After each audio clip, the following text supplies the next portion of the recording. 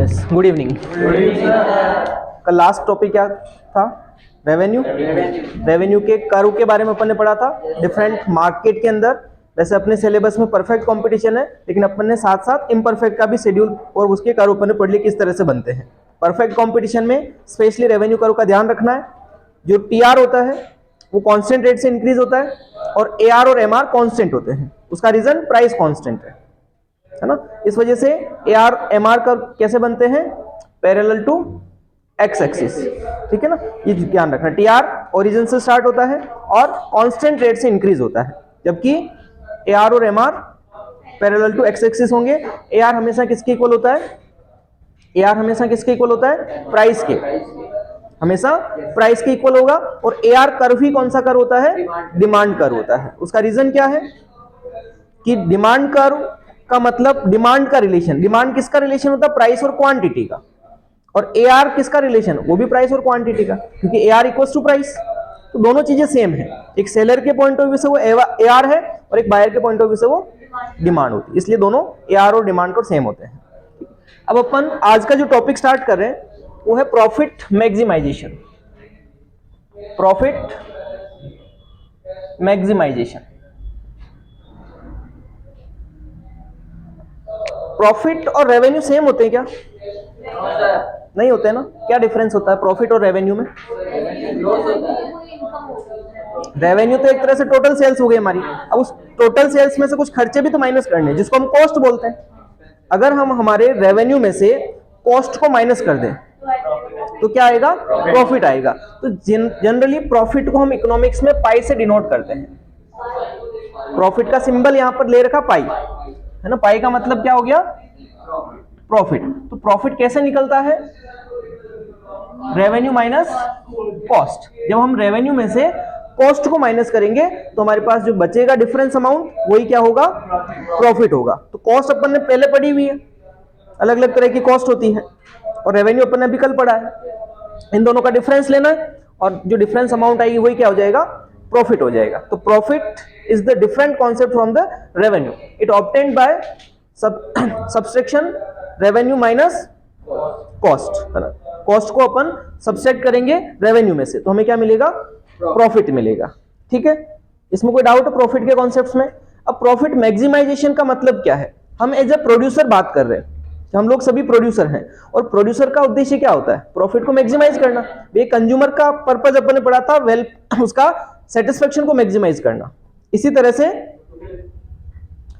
से एक प्रोड्यूसर का, एक सेलर का पर्पस क्या होना चाहिए? Profit maximisation. तो प्रॉफिट मैक्सिमाइजेशन कब होगा, उसकी कंडीशन क्या होती है, वो अपन पढ़ेंगे। तो प्रॉफिट मैक्सिमाइजेशन की कुछ कंडीशंस हैं। Conditions of profit maximisation.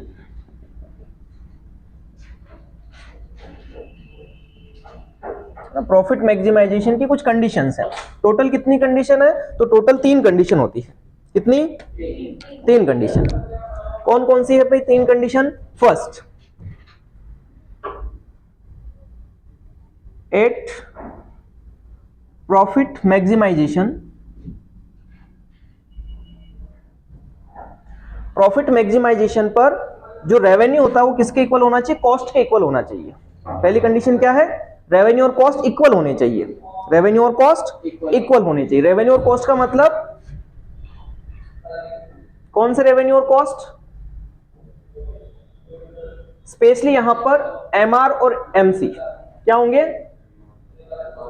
MR और एमसी दोनों क्या होंगे? बराबर होंगे। एमआर मतलब मार्जिनल रेवेन्यू और एमसी मतलब मार्जिनल कॉस्ट। एडिशनल जो रेवेन्यू है और एडिशनल जो कॉस्ट है, अगर वो दोनों इक्वल होते हैं तो उसे हम कहेंगे पहली कंडीशन। प्रॉफिट मैक्सिमाइजेशन की फर्स्ट कंडीशन है कि रेवेन्यू और कॉस्ट क्या हो? इक्वल हो। जनरली अपन रेवेन्यू में से कॉस्ट को जब माइनस करते हैं तो ये कौन सा रेवेन्यू आता है, मतलब कौन सा प्रॉफिट आता है? इसको हम जनरली ग्रॉस प्रॉफिट बोलते हैं। कौन सा प्रॉफिट बोलेंगे? Gross profit. और नेट प्रॉफिट ये होता है, इसको हम क्या बोलते हैं? जनरली नेट प्रॉफिट बोलते हैं। तो समझ में आया? ये क्या है? नेट प्रॉफिट है, और ये क्या है? ग्रॉस प्रॉफिट है। यहां पर दोनों चीजें इक्वल है, एमआर इक्वल्स टू एमसी, और वहां पर इक्वल नहीं है, अपन ने डिफरेंस ले रखा है। तो इसे हम बोलेंगे ग्रॉस प्रॉफिट, इसको बोलेंगे नेट प्रॉफिट। ये हमारी पहली कंडीशन है कि रेवेन्यू और कॉस्ट इक्वल होंगे। दूसरी condition, MC should rising. MC क्या होना चाहिए? जो पॉइंट प्रॉफिट मैक्सिमाइजेशन होगा उस पॉइंट पर एमसी क्या होना चाहिए?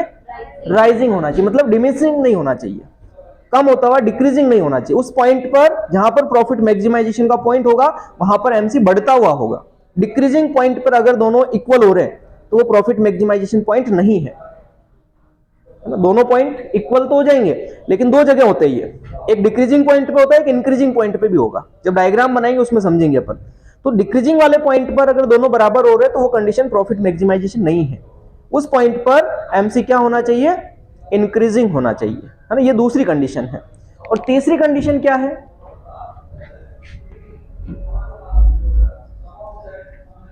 इन शॉर्ट रन जो प्राइसेस होती है ना किसी भी कॉमोडिटी की, शॉर्ट रन में प्राइस जो है ग्रेटर देन और इक्वल होनी चाहिए किसके? एबीसी के। एबीसी मतलब average variable cost. Short run में हम एबीसी से कंपेयर करेंगे प्राइस को। एक फर्म का प्रॉफिट मैक्सिमाइजेशन तभी होगा जब शॉर्ट रन के अंदर उसकी जो प्राइस है, कॉमोडिटी को जो बेच रहे हैं, जिस रेट में बेच रहे हैं, वो रेट उसकी एवरेज वेरिएबल कॉस्ट से ज्यादा या उसके बराबर होनी चाहिए। क्योंकि शॉर्ट रन में हम जब काम करते हैं, है ना, शॉर्ट रन की बात कर रही है, इन शॉर्ट रन, तो शॉर्ट रन में हमें इतना प्रॉफिट तो कमाना है, इतनी प्राइस तो चार्ज करनी है कि हमारी जो वेरिएबल कॉस्ट कम से कम वो निकल जाए। अगर हम वेरिएबल कॉस्ट को भी कवर नहीं कर पा रहे, रनिंग खर्चे भी नहीं निकाल पा रहे, तो फिर बिजनेस करने का कोई पर्पज ही नहीं है, हमें बंद कर देना चाहिए, लॉस में चले जाएंगे। इसलिए कम से कम इतनी प्राइस तो हमें रखनी है कि हमारे जो रनिंग के खर्चे है ना, वेरिएबल कॉस्ट किसको बोलते हैं? जो डेली एक्सपेंसेस होते हैं, रनिंग एक्सपेंसेस होते हैं, डे टू डे एक्सपेंसेस हैं, वो खर्चे कम से कम कवर हो जाए, इतनी प्राइस हमें चार्ज करनी है। अगर उससे प्राइस बिलो हुई तो फर्म को लॉस होगा, लॉस फिर लॉन्ग टर्म तक अपन सफर नहीं कर पाएंगे, हमारे फर्म को बंद करना पड़ेगा। इसलिए शॉर्ट रन में प्राइस क्या होनी चाहिए? या तो एबीसी के इक्वल हो या उससे ज्यादा हो, है ना, ये कंडीशन है। और इसी पॉइंट के अंदर अगर लॉन्ग रन हो तो लॉन्ग रन में वेरिएबल कॉस्ट तो होती नहीं है, तो फिर इसको किससे कंपेयर करेंगे? तो प्राइस हमारी जो होगी वो एलएसी के इक्वल या उससे ज्यादा होनी चाहिए। एलएसी मतलब long run average cost. LAC का मतलब क्या हो गया? Long run average cost. तो ये तीन कंडीशन हमारी प्रॉफिट मैक्सिमाइजेशन, ये तीनों कंडीशन फुलफिल होनी चाहिए, तभी एक फर्म का प्रॉफिट मैक्सिमाइज माना जाएगा। तीन कंडीशन क्या क्या है? एमआरएमसी बराबर होना चाहिए, एमसी बढ़ता हुआ होना चाहिए, और तीसरे में शॉर्ट रन अगर है तो शॉर्ट रन में जो प्राइस होगी वो एबीसी से ज्यादा या एबीसी के इक्वल हो, और लॉन्ग रन है तो price long run average cost के बराबर है, जो प्राइस है वो एलएसी के बराबर या उससे ज्यादा होनी चाहिए। ये तीनों कंडीशन अगर फुलफिल हो रही है तो एक फर्म प्रॉफिट मैक्सिमाइजेशन कंडीशन में होगी, और अगर इनमें से कोई सी भी कंडीशन फुलफिल नहीं हो रही है तो एक फर्म प्रॉफिट मैक्सिमाइजेशन कंडीशन में नहीं होगी। ठीक है, एक बार इसको नोट कर लो, फिर इसके डायग्राम्स अपन समझेंगे।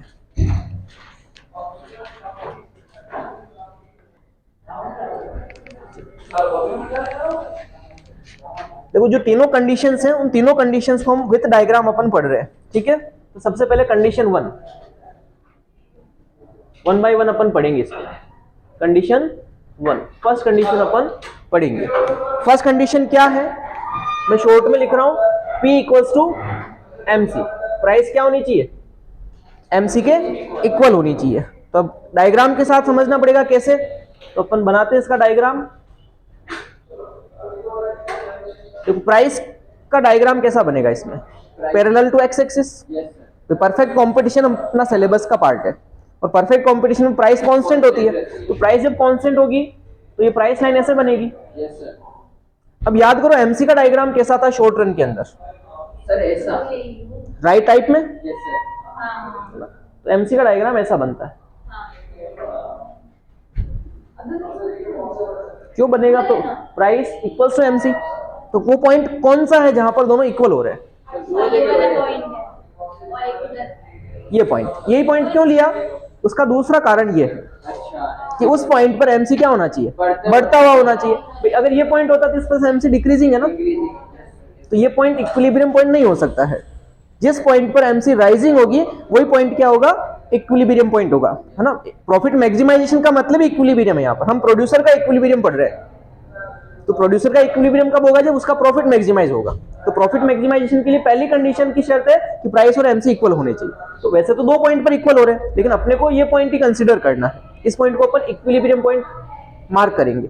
और यहां पर जो आउटपुट होगा ना, हम क्यू, इधर क्या आता है? आउटपुट, क्वांटिटी,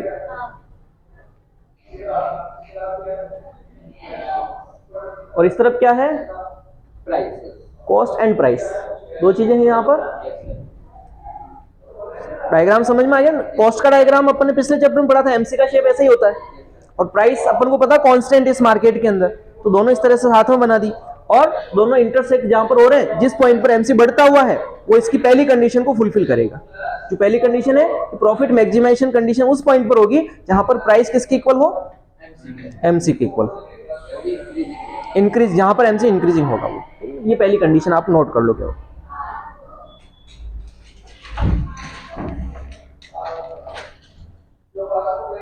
चलो अब अपन कंडीशन नंबर 2 पढ़ेंगे। कंडीशन सेकेंड कंडीशन क्या है कि जो इक्विलिब्रियम पॉइंट होगा वहां पर एमसी बढ़ता हुआ होना चाहिए। ऐसा क्यों है ना, इस कंडीशन को अपन एक्सप्लेन कर रहे हैं, भाई बढ़ता हुआ ही क्यों होना चाहिए, क्या रीजन है, तो उसको अपन डायग्राम से समझेंगे। डायग्राम लगभग सेम ही है। प्राइस कांस्टेंट है जो किसके इक्वल है? इन सबके इक्वल है, और एमसी बढ़ता हुआ है। एक पॉइंट ये है आउटपुट का। अब मैं यहां पर प्रूव कर रहा हूं कि क्यों ये पॉइंट इक्विलिब्रियम का नहीं हो सकता है, या कोई बीच का पॉइंट इक्विलिब्रियम नहीं हो सकता, या इससे आगे का पॉइंट इक्विलिब्रियम क्यों नहीं हो सकता है, यही पॉइंट क्यों है ना। तो यहां पर मैं कुछ आउटपुट को मार्क कर रहा हूं। क्यू है, Q1 है, Q2 है, Q3 है, ये अलग अलग आउटपुट अपने। ये x axis origin, y axis, इस तरफ क्या है? Cost and price. अब अपन मानते हैं कि एक, मान लो एक प्रोड्यूसर जो है वो OQ आउटपुट प्रोड्यूस करता है, यहां कुछ क्वांटिटी होगी, मान लो 10 क्वांटिटी प्रोड्यूस कर रहा है मान लो। तो जब ये 10 क्वांटिटी प्रोड्यूस कर रहा है, एक चीज और मैं इससे भी पहले ले लेता हूं, इससे पहले अपन यहां पर आ जाते हैं। ये Q, तो ये Q0 मान लेते हैं कि एक प्रोड्यूसर मान लो Q0 आउटपुट पर है, और Q0 की यूनिट्स मान लो 10 है, यहां पर 10 यूनिट वो प्रोड्यूस कर रहा है। इसको यूनिट में आप अज्यूम कर लो 10, 20, 30, 40, 50। तो 40 यूनिट पर आकर ही क्यों रुकेगा, या उसका प्रॉफिट मैक्सिमाइजेशन 40 यूनिट ही क्यों है? क्यों 50 यूनिट्स तक प्रोड्यूस नहीं कर रहा, क्यों वो बीच में स्टॉप नहीं हो रहा है? उसका रीजन क्या है? अपन देखो, कॉस्ट और रेवेन्यू को कंपेयर करना अपन को। सबसे पहले अगर वो मान लो 10 यूनिट बनाता है, यानी Q0 आउटपुट पे होता है, तो उस पॉइंट पे क्या हो रहा है? प्राइस तो ये रही, कॉस्ट ऊपर। जब कॉस्ट ज्यादा हो और प्राइस उसे कम मिल रही हो, तो क्या उसे प्रॉफिट होगा? लॉस होगा ना। इनिशियल लेवल पर किसी बिजनेस में प्रॉफिट नहीं होता है, लॉस उठाना पड़ता है स्टार्टिंग के अंदर। तो यहां पर हमारी प्राइस तो मान लो 10 रुपए थी, और कॉस्ट मान लो यहां पर है 15 रुपए, 20 रुपए। तो 10 रुपए में माल बेच रहे हैं, जबकि उसको बनाने का खर्चे 20 रुपए लग रहा है, तो लॉस है ना। लेकिन एक प्रोड्यूसर को थोड़ा सा पेशेंस रखना चाहिए, उसे उम्मीद है कि फ्यूचर में मैं बिजनेस में अगर कंटिन्यू करूंगा तो हो सकता है मुझे प्रॉफिट भी होगा। अब वो आ गया अगले आउटपुट पर, अब वो 20 यूनिट बनाने लगा। 20 यूनिट पर उसकी कॉस्ट रिड्यूस हो गई। अपन ने पढ़ा ना, जब जब आउटपुट बढ़ता है तो स्टार्टिंग में कॉस्ट कम होती है, क्योंकि इकोनॉमीज ऑफ स्केल वर्क करता है ना, बेटर कोऑर्डिनेशन फैक्टर्स के बीच में होने लगता है। तो हमारी ओवरऑल कॉस्ट, जो एडिशनल कॉस्ट, वो धीरे धीरे रिड्यूस होने लगती है जैसे जैसे आउटपुट बढ़ता है। इस वजह से एमसी डिक्रीजिंग होता है। तो ये 20 यूनिट बना रहा है, यानी कि OQ आउटपुट प्रोड्यूस कर रहा है, तब इसका दोनों क्या हो गए? इक्वल हो गए। अब इसको ना तो प्रॉफिट हो रहा ना लॉस हो रहा है, लेकिन वो यहां आके रुकेगा थोड़ी। अभी तक तो प्रॉफिट तो कमाई नहीं ना उसने, इससे पहले तक लॉस था। अब लॉस को कवर करने के लिए उसको एक्स्ट्रा चीजें चाहिए ना, कि कम कॉस्ट हो, ज्यादा पैसा कमाए वो, तभी तो पुराना लॉस कवर करेगा। तब उसने प्रोडक्शन और बढ़ाया और Q1 पर आ गया, यानी 30 यूनिट्स प्रोड्यूस कर रहा है। अब 30 यूनिट्स प्रोड्यूस करने पर उसकी प्राइस तो 10, कॉस्ट उससे नीचे आ गई। इसके हिसाब से देखो तो कॉस्ट 5 रुपए मान लो, तो 10 रुपए का सामान बेच रहा है और उसको बनाने का खर्चा 5 रुपए लग रहा है, तो अब प्रॉफिट हो रहा है ना उसको। लेकिन क्या ये प्रॉफिट यहीं तक है? इसका प्रॉफिट यहां से होना चालू हुआ है, और कहां तक होगा? इस पॉइंट तक होगा ना। ये पूरा जो एरिया मैंने शेडेड किया है, ये उसका प्रॉफिट है। तो एक रेशनल प्रोड्यूसर जब तक प्रॉफिट होगा तब तक तो प्रोडक्शन करेगा, और जिस पॉइंट पर उसका प्रॉफिट होना बंद होगा वहां अपने प्रोडक्शन को रोक देगा।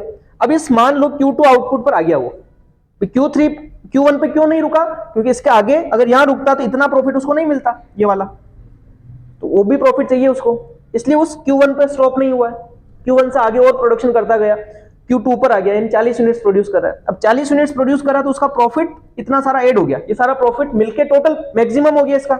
इसके आगे वो जाएगा तो उससे प्रॉफिट नहीं होगा। क्यों नहीं होगा?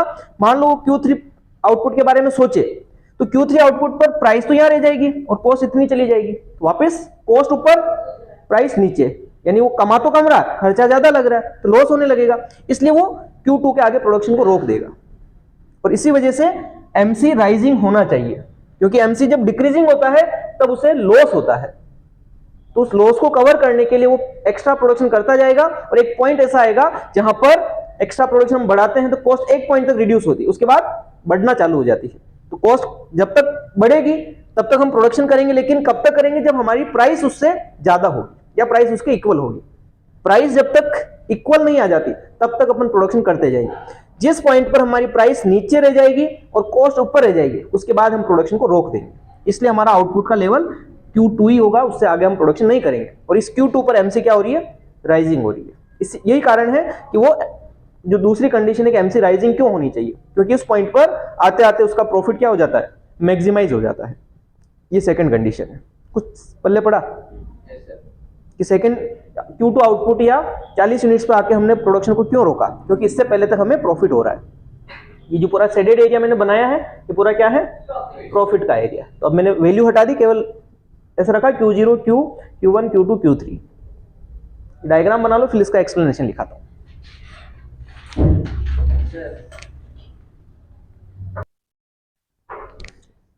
कंडीशन नंबर 3,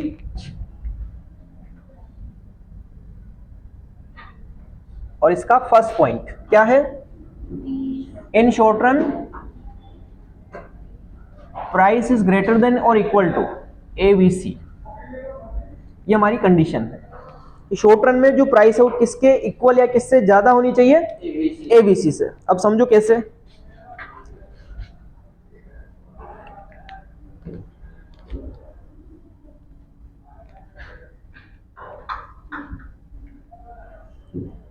ये हो गई हमारी प्राइस लाइन, ठीक है। ये क्या है? MC। अब इसके साथ मुझे ABC बनाना है। तो सपोज मैंने ABC बनाया, तो बताओ इस कंडीशन में फर्म को प्रॉफिट हो रहा है कि लॉस हो रहा है? लॉस ही हो रहा है, प्रॉफिट हो। कॉस्ट तो ऊपर रहेगी ना, ABC शॉर्ट रन में ABC ऊपर। ABC का मतलब ये वाली कंडीशन है ना, ABC इतनी ऊपर है ना, प्राइस तो नीचे, ये प्राइस और ये ABC है, कॉस्ट है, तो क्या ज्यादा है? कॉस्ट ज्यादा है और प्राइस कम है, और ये इक्विलिब्रियम पॉइंट है। तो इतना सारा फर्म को लॉस हो जाएगा ना ये, तो अगर ऐसा हुआ तो ये पूरा एरिया जो मैंने बनाया है, इसको मैं नाम दे रहा हूं P, इधर अपन ने R लिख दिया, यहां पर, या इसको ABCD कर देते हैं, ABCD। जो ABCD एक रेक्टेंगल बना है, ये पूरा लॉस का रेक्टेंगल है। लॉस क्यों है? क्योंकि प्राइस B किसको रिप्रेजेंट कर रहा? प्राइस लाइन को। A किसको रिप्रेजेंट कर रहा? कॉस्ट को। कौन सी कॉस्ट? ABC। शॉर्ट रन है, शॉर्ट रन में एवरेज वेरिएबल कॉस्ट होती है, तो एवरेज वेरिएबल कॉस्ट ऊपर है, प्राइस नीचे है, तो फर्म को क्या होगा? लॉस होगा। तो यानी कि ये कहना चाह रहा है कि प्राइस जो होनी चाहिए वो ज्यादा होनी चाहिए। इस सिचुएशन में फर्म को क्या होगा? लॉस होगा।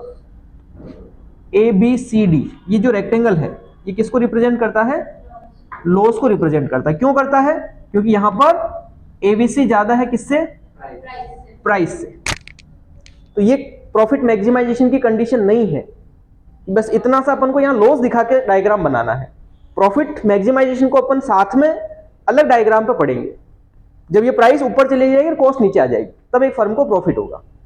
ये डायग्राम बनो पहले, फिर अपन इसका एक्सप्लेनेशन लिखेंगे।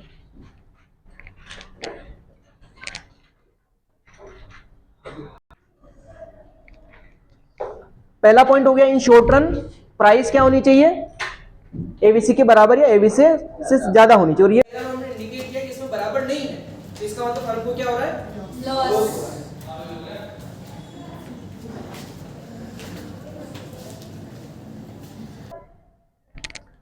अब इसका second point, in long run क्या होना चाहिए? price greater than or equal to LAC. In long run price is greater than और इक्वल टू LAC. LAC का मतलब लॉन्ग रन एवरेज कॉस्ट, क्योंकि लॉन्ग रन में वेरिएबल कॉस्ट तो होती ही नहीं है, तो हम उसको एवरेज कॉस्ट से कंपेयर करते हैं। डायग्राम बिल्कुल सेम है, एवीसी की जगह क्या आ जाएगा, LAC आ जाएगा, बाकी पूरा सेम। कर सकते हो, बनाना स्टार्ट करो, मैं भी बना रहा हूं, तुम भी बनो। मैं बनाऊंगा वापस नया। प्राइस MC LAC, हमेशा ये पॉइंट जहां पर प्राइस और MC इंटरसेक्ट करते हैं वहां से आपको नीचे मार्क करना है। ये हो गया Q, ये हो गया O। अब इस पॉइंट को ऊपर बढ़ा दो जहां पर AC कर्व को टच करेगा, फिर यहां से ये लाइन इधर आ जाएगी, तो ये वापस शेडेड एरिया बन गया।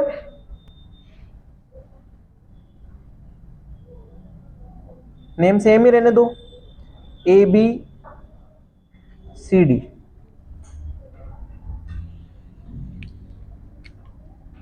लॉस,